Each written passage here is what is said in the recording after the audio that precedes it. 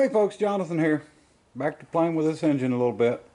As you can see, I've got it sort of mocked up here. Just sitting here looking at a few things, trying to figure out where I want the magneto.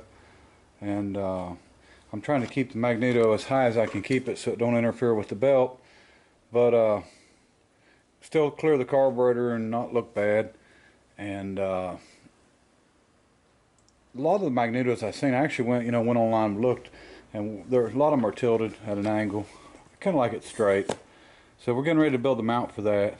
And I made a little cap for this. I changed out a little bit. And I may turn this down round part of the way or something. Hadn't decided yet. Trying to make it look a little better. Plug wire, I've just got it sitting on there. I just like to see what it looks like. Looks really good with it on there.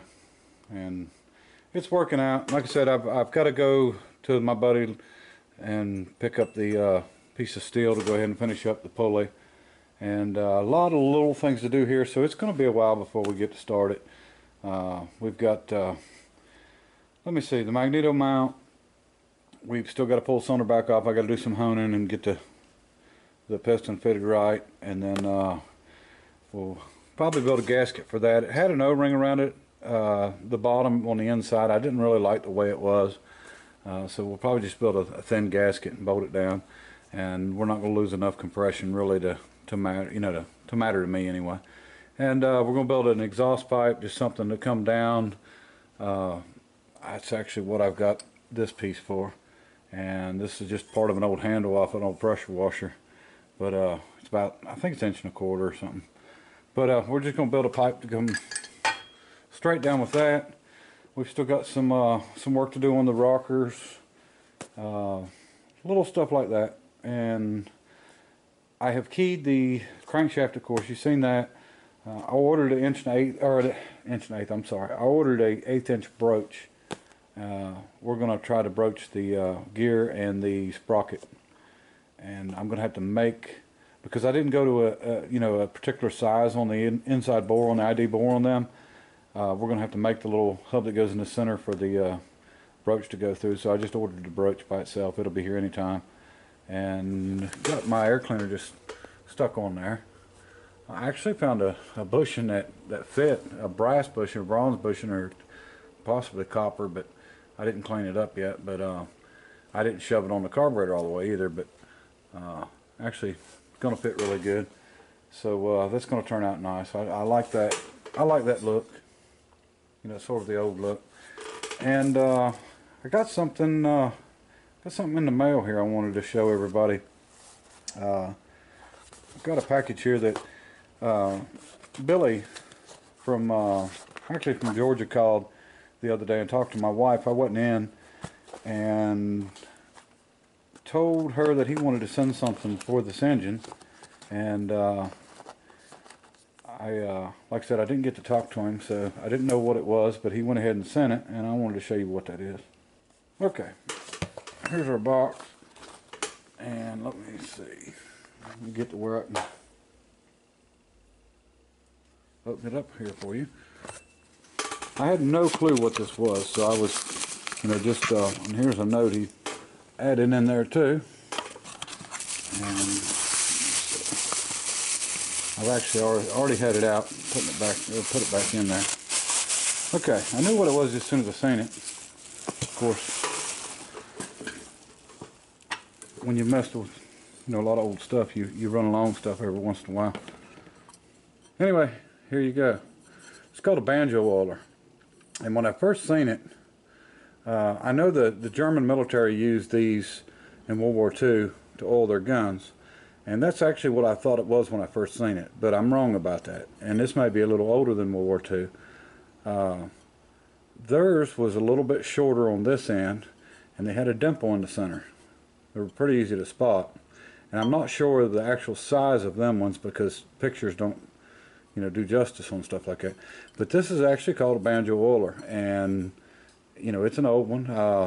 Don't know how old, but it could be anywhere from, I don't know, first part of the century, last century, I guess, anywhere through there. But a few things, well, I like the looks of it. That's going to go really good with our engine. And we're going to make a mount for this. And I don't know whether we're going to mount it on the engine or we're going to mount it on the bike as we build it. But one way or the other, this will get incorporated in it. But something I really do like about this is, first off, this one's in really good shape.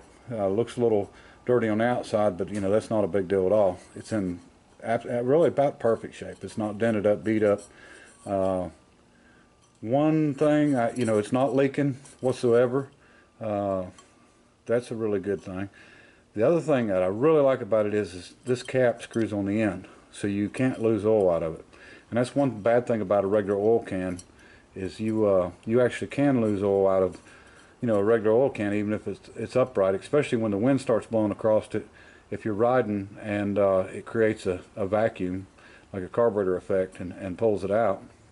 But this thing is really good shape. Still got the chain on it. You know, a lot of times the chains will either be missing or broke.